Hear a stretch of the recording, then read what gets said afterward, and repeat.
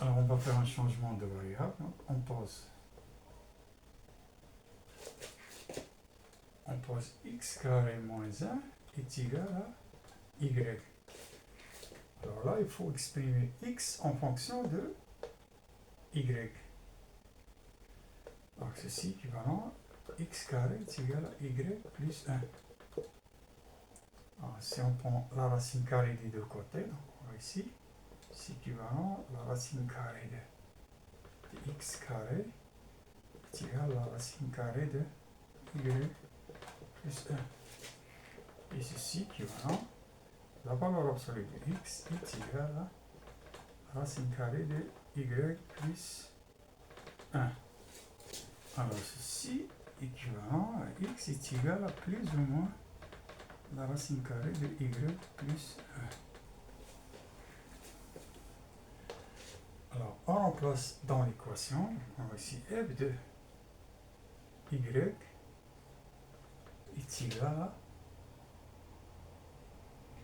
à la valeur absolue de plus ou moins la racine carrée de y plus 1. Alors la valeur absolue est toujours positive, donc ceci est égal à la racine carrée de y plus 1. Alors puisque y est une variable nulle, donc on peut l'écrire pour remplacer y par x, donc u de x est égal à x plus 1. Alors la fonction f de x est définie si seulement si ce qui est à l'intérieur de la racine carrée est supérieur ou égal à 0. Donc x plus 1 supérieur ou égal à 0. Ceci équivalent x supérieur ou égal à 1. Alors d de f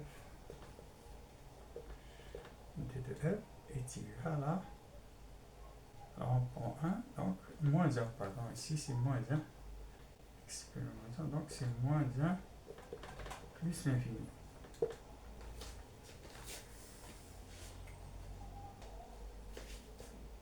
Alors on résout l'équation f de x égale à x. Alors on a ici f de x est égal à racine carrée de x plus 1 égale à x. Puisque la racine carrée est positive, donc x est positif, donc on prend les deux côtés au carré. Donc ceci équivalent à la racine de x plus 1 au carré est égal à x carré. Ceci équivalent à ce qui va nous donner ici, alors x plus 1 égale à x carré, ceci équivalent à x carré moins x moins 1 égale à 0.